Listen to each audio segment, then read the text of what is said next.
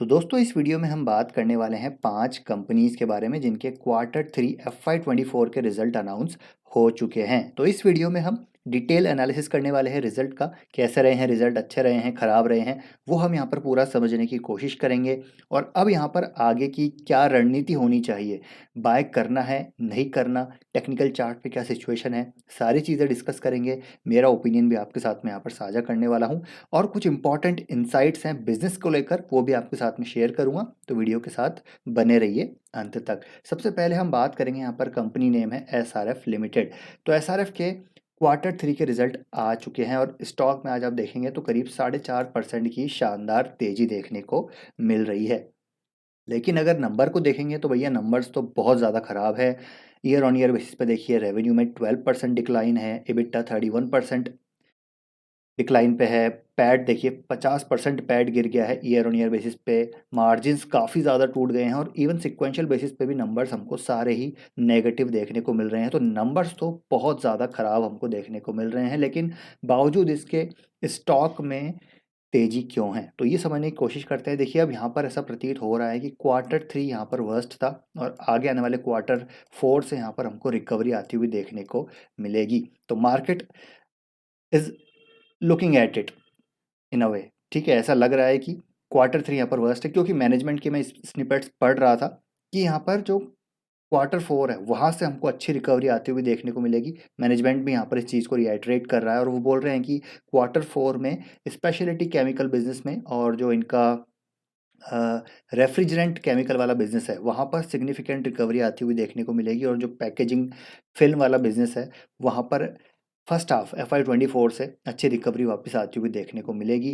तो कहीं ना कहीं इस चीज़ को लेकर मार्केट यहाँ पर कहीं ना कहीं इसको एक बॉटम कंसिडर कर चुका है। और आप वॉल्यूम देखिए तो कितने बड़े वॉल्यूम के साथ आज हमको बाइंग होती हुई देखने को मिल रही है। तो यहाँ पर एक ऐसा हम अनुमान लगा सकते हैं, अजम्पशन लगा सकते हैं कि यहाँ पर अब बॉटम बन चुका है। क्वार्टर 4 से रिकवरी हमको आती हुई देखने को मिलेगी। मैनेजमेंट भी यहाँ पर इस चीज़ को कह चुका है। आप चाहे तो इसको पढ़ सकते हैं मैनेजमेंट की कॉन कॉल में। अब यहाँ पर देखिए इतने 2 साल से, 2 सवा 2 साल से आप देखेंगे तो एक ज़बरदस्त कंसोलिडेशन देखने को मिल रहा है। डाउन साइड यहाँ जो एक सप्लाई, यहाँ पर डिमांड जोन है वो करीब 2075 का है, और ऊपर की साइड आप देखेंगे तो करीब करीब यहाँ पर 2600-2700 के आसपास देखने को मिलता है। तो यहाँ पर एक बहुत ज़बरदस्त कंसोलिडेशन हुआ है स्टॉक में। 2 सवा 2 साल यहाँ पर स्टॉक एक ही रेंज में रहा है। अब यहाँ पर ये डिस्ट्रीब्यूशन है या फिर यहाँ पर एक्यूमुलेशन है, ये तो हमको बाद में ही पता चलेगा। लेकिन अगर देखिए, अगर हम पता करना चाहें कि ये डिस्ट्रीब्यूशन है या एक्यूमुलेशन है, तो इसको मेरे हिसाब से शेयर होल्डिंग पैटर्न के थ्रू यहाँ पर पढ़ा जा सकता है। कैसे? तो आप देखेंगे कि पिछले 2 साल में, यानी कि कब से कंसोलिडेशन हो रहा है, आप देखिए सितंबर 2021 से, ठीक है। तो 2021 से अगर आप सितंबर से डेटा लेंगे तो आप देखेंगे तो प्रमोटर्स के पास कांस्टेंट स्टेक है, ठीक है। एफआईएस के पास कांस्टेंट स्टेक है 19% के आसपास, और डीआईएस के स्टेक 10% से बढ़ के 14% हो गए हैं। तो इंस्टीट्यूशंस ने यहाँ पर अपने माल को या तो कांस्टेंट रखा है या फिर बढ़ाया है। तो कहीं ना कहीं यहाँ पर डिस्ट्रीब्यूशन तो नहीं हुआ है, ये एक्यूमुलेशन के ही यहाँ पर हमको साइन देखने को मिल रहे हैं। और इवन आप देखेंगे पब्लिक के हाथ से माल निकला है, यानी कि पब्लिक ने फ्रस्ट्रेट होकर यहाँ पर माल बेच दिया है, और जो माल बेचा गया है वो स्ट्रॉन्ग इंस्टीट्यूशंस के पास गया है। तो ये एक आप स्टडी कर सकते हैं कि देखिए यहाँ पर ये एक्यूमुलेशन हो रहा है, और नीचे आप देखेंगे तो ये जो वॉल्यूम्स के संकेत हैं बीच बीच में, ये जो वॉल्यूम स्पर्ट्स हैं, कहीं ना कहीं एक्यूमुलेशन के संकेत है। तो इसमें हमने बार बार बात करी है कि जब ये इन लेवल्स पे आए, करीब 2100 से 2200 के लेवल्स के आसपास आए, तो इसको एक्यूमुलेट करते रहिए। तो यहाँ पर आप इसको एक्यूमुलेट कर सकते हैं, लॉन्ग टर्म का नजरिया रखिए, क्योंकि जैसे मैंने कहा कि SRF एक ऐसा बिजनेस है जिसका लॉन्ग टर्म ट्रैक रिकॉर्ड है। काफ़ी सारे साइकिल्स को ये कंपनी फेस करके आ चुकी है। मैनेजमेंट ऑलरेडी एक ज़बरदस्त यहाँ पर एग्जीक्यूशन उनका ट्रैक रिकॉर्ड है। केपेक्स की बात करें तो करीब 5000 करोड़ का केपेक्स है FY25 तक इनका, इंक्लूडिंग FY24, जहाँ पर स्पेशलिटी केमिकल में ज़्यादा इनका केपेक्स कंट्रीब्यूशन होगा, ठीक है। साथ ही साथ नए सेगमेंट में उतर रहे हैं, जहाँ पर एल्यूमिनियम फॉइल का इनका ऑलरेडी केपेक्स आ चुका है। कैपेसिटर ग्रेड वाला जो इनका ऑलरेडी अनाउंस कर चुके हैं, उसका कैपेसिटी आने वाला है। तो ये सारे कैपेसिटी हमको रिफ्लेक्ट होती हुई देखने को मिलेगी बैलेंस शीट में। हो सकता है देखिए एक एक दो क्वार्टर और यहाँ पर नरम रहे, लेकिन आगे आने वाले समय में SRF जैसे बिजनेस में मेरे को लगता है अच्छी ग्रोथ आएगी। और वैल्यूएशन वाइज़ आप देखेंगे तो वैल्यूएशन वाइज़ भी बहुत ज़्यादा महँगा नज़र नहीं आता। ईपीएस ज़रूर डाउन है अब की बार, इसी वजह से थोड़ा स्टॉक का पी यहाँ पर हाई हो चुका है।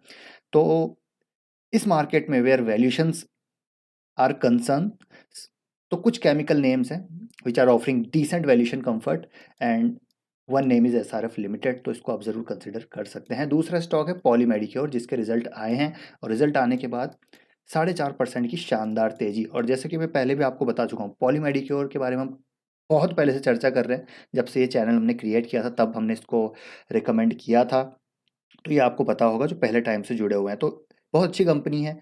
मैन्युफैक्चरिंग ऐसी थीम है जो मुझे लगता है अगले 10-15 साल की कहानी है, और ये company one of the biggest manufacturer है और एक्सपोर्टर भी है मेडिकल डिवाइसेस में, जो सर्जिकल इक्विपमेंट्स होते हैं, जो different different health care products होते हैं, डिस्पोजेबल प्रोडक्ट्स होते हैं, उसमें ये one of the leading company है।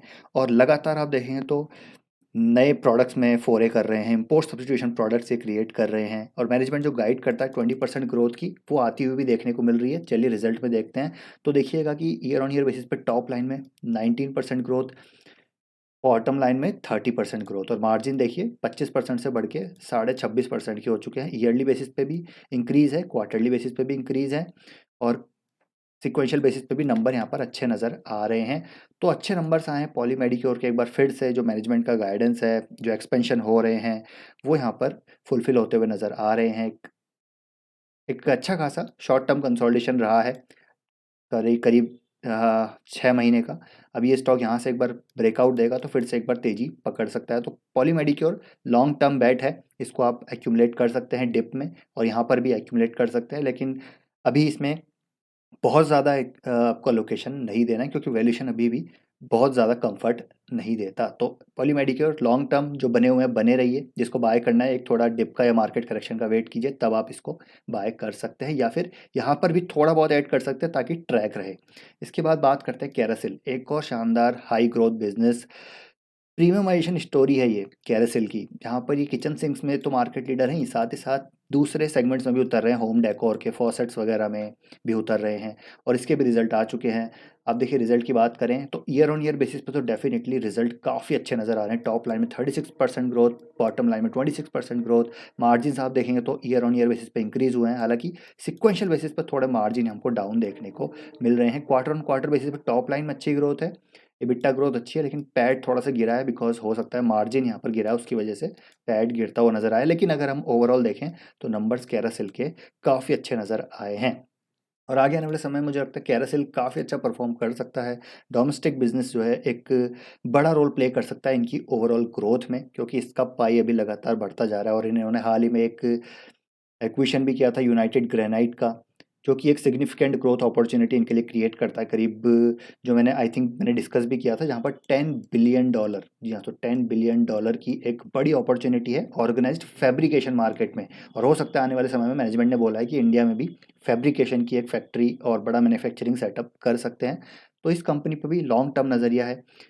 स्टॉक में कंसोलिडेशन हो रहा है, एक अच्छा खासा रनअप आया अच्छे खासे वॉल्यूम के साथ, वॉल्यूम ड्राइड अप हो गया कंसोलिडेशन जोन में, तो एक फ्रेश वॉल्यूम्स आ रहे हैं, और फ्रेश ब्रेकआउट के बाद स्टॉक में तेजी आ सकती है। ये भी एक लॉन्ग टर्म स्टोरी है कैरासिल, इसको भी आप प्ले कर सकते हैं। इसके बाद है वैभव ग्लोबल, एक और अच्छी कंपनी है जिसके पास है, मुझे लगता है इसको होल्ड करना चाहिए। ऑपरेटिंग डी हुआ था कोविड के बाद, लेकिन अभी ऑपरेटिंग लेवरेजिंग वापस से आती हुई नज़र आ रही है पॉजिटिव साइड पे। रिजल्ट की बात करें तो देखिए ईयर ऑन ईयर बेसिस पे टॉप लाइन में 23% ग्रोथ, मार्जिन्स इंक्रीज हुए हैं year on year and quarter on quarter, और बॉटम लाइन में 20% ग्रोथ। क्वार्टर ऑन क्वार्टर देखिए गजब की ग्रोथ आ रही है, कहीं ना कहीं ये साइंस हैं ऑपरेटिंग लेवरेज के। जी हाँ, तो अब यहाँ पर ऑपरेटिंग लेवरेज आती हुई देखने को मिल रही है कंपनी में, तो इसको आप ज़रूर कंसिडर कर सकते हैं, अगर आपके पास है तो होल्ड कर सकते हैं। अब देखिए मैनेजमेंट भी प्रॉमिसिंग नज़र आ रहा है अपने स्टेटमेंट को लेकर, 13 to 15% top line growth FY24 में वो गाइड कर रहे हैं, और हाई टीन रेंज इन FY25। तो यहाँ से 20% ग्रोथ मेरे को लगता है इस बिजनेस में आ सकती है। US, UK और जर्मनी में बहुत बड़ी एक अपॉर्चुनिटी है ई टेलिंग की, यानी कि इलेक्ट्रॉनिक रिटेलिंग की, जहाँ पर इंटरनेट के थ्रू कोई भी गुड्स एंड सर्विसेज हम प्रोवाइड करा रहे हैं तो उसको ई टेलिंग बोलते हैं, जहाँ पर करीब $20 बिलियन की अपॉर्चुनिटी है तीनों मार्केट में, ठीक है, US, UK, जर्मनी में, और वैभव ग्लोबल एक बड़ा प्लेयर है। एक्विजिशंस भी लगातार कंपनी करी, मैनेजमेंट का ट्रैक रिकॉर्ड अच्छा है, एग्जीक्यूशन कैपेबिलिटीज़ अच्छी हैं। अभी एक कंपनी थी कुछ टाइम पहले, मैं आपको दिखाना चाहूँगा, इन्होंने एक्विजिशन किया था, देखिए आइडियल वर्ल्ड का, जो कि प्रॉफिटेबल हो चुकी है Q3 FY24 से on a direct cost basis. तो सारे नंबर आप देखेंगे तो मार्जिन्स में इंक्रीमेंट है, डिजिटल रेवेन्यू मिक्स इनका भी अच्छा खासा ग्रो कर रहा है, इन डिविडेंड 1-1.5% का इन्होंने अनाउंस किया, तो अच्छी डिविडेंड यील्ड भी है। तो ये कंपनी भी अच्छी है। और आप देखेंगे शेयर होल्डिंग पैटर्न में, पब्लिक में विजय केडिया ने अपने स्टेक को दिसंबर में बढ़ाया है, आशीष कचोलिया यहाँ पर 1.21% के साथ बने हुए हैं, तो अच्छे बड़े नाम हैं, तो वो देखने को मिलते हैं। तो ये भी अच्छी कंपनी है, अगर आप इसमें इन्वेस्टेड हैं तो इन्वेस्टेड रहिए। और आप देखेंगे टेक्निकल चार्ट पे एक गजब का राउंडिंग बॉटम पैटर्न बनता हुआ नज़र आ रहा है। स्टॉक में एक बेस फॉर्मेशन हुआ, उसके बाद कंसोलिडेशन, फिर एक काइंड ऑफ फ्लैग फॉर्मेशन, उसके बाद फिर से ब्रेकआउट।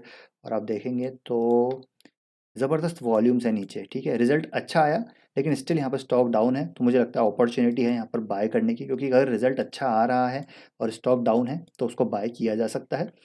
अ, तो यहाँ पर आप इसको बाय कर सकते हैं, लेकिन आपको लॉन्ग टर्म नज़र रखना पड़ेगा, क्योंकि अभी जर्मनी का इनका पूरा रेवेन्यू आना बाकी है, यूएस यूके में पूरा ओपन अप होना बाकी है, और लॉन्ग टर्म यहाँ पर डेफिनेटली हाई डबल डिजिट्स में ग्रोथ आ सकती है। तो वैभव ग्लोबल एक और अच्छी कंपनी है, जिसके पास हैं वो बने रहिए, जो बाय करना चाहते हैं एक बार अपनी स्टडी कीजिए, बिजनेस की अंडरस्टैंडिंग लीजिए, उसके बाद बाय कर सकते हैं। उसके बाद है जुबिलेंट फूड वर्क्स, एक और डिसअपॉइंटिंग क्वार्टर है जुबिलेंट फूड वर्क्स का। आप देखेंगे तो सेल्स में देखिए दिसंबर में 1332 करोड़, अभी पिछले साल 1332, अभी 1378, तो ग्रोथ ही नहीं है, 3% के आसपास की ग्रोथ। मार्जिन्स डाउन है ईयर ऑन ईयर बेसिस पे, सिक्वेंशियल बेसिस पे स्टेबल हैं। नेट प्रॉफिट 80 करोड़ से घट के 66 करोड़, तो यहाँ पर तो आई थिंक 15-20% की डी ग्रोथ है। यहाँ पर सिक्वेंशियल बेसिस पे और भी डी ग्रोथ है, और इसका वैल्यूशन 156 का पी है। तो ईपीएस डाउन होता जा रहा है, वैल्यूशन बढ़ता जा रहा है, तो कोई ग्रोथ यहाँ पर नज़र आ ही नहीं रही है जुबिलेंट फूड वर्क्स में। तो मैंने तो इसको ऑलरेडी सेल आउट कर दिया है, ये आपके साथ मैंने शेयर भी किया था। और आप देखेंगे तो कहीं ना कहीं एक टेक्निकल चार्ट पे भी थोड़े से नेगेटिव संकेत हैं, एक काइंड ऑफ चैनल पैटर्न का ब्रेकडाउन हुआ है, ठीक है। और आप देखेंगे तो 200 दिन के मूविंग एवरेज के नीचे ही स्टॉक अभी ओवर कर रहा है, तो यहाँ पर और गिरावट हो सकती है। जिस प्रकार के रिजल्ट हैं, लाइक फॉर लाइक ग्रोथ भी यहाँ पर एस्टिमेट से नीचे ही रही है, जो कि मैं पढ़ रहा था। तो जुबिलेंट फूडवर्क्स मेरी तरफ से अवॉइड है at this point of time, इसको बाद में कभी देखेंगे जब यहाँ पर एक ग्रीन शूट्स हमको अर्निंग्स में आते हुए देखने को मिलेंगे, लेकिन at this point of time it is avoid. तो ये है 5 स्टॉक्स जो हमने किए डिस्कस। आई होप दोस्तों वीडियो आपको इन्फॉर्मेटिव लगा होगा। वीडियो पसंद आया तो वीडियो को लाइक कीजिए। आपका क्या ओपिनियन है इन कंपनीज़ के रिजल्ट को लेकर, वो भी ज़रूर शेयर कीजिएगा। मिलते हैं नेक्स्ट वीडियो में, till then take care, bye bye.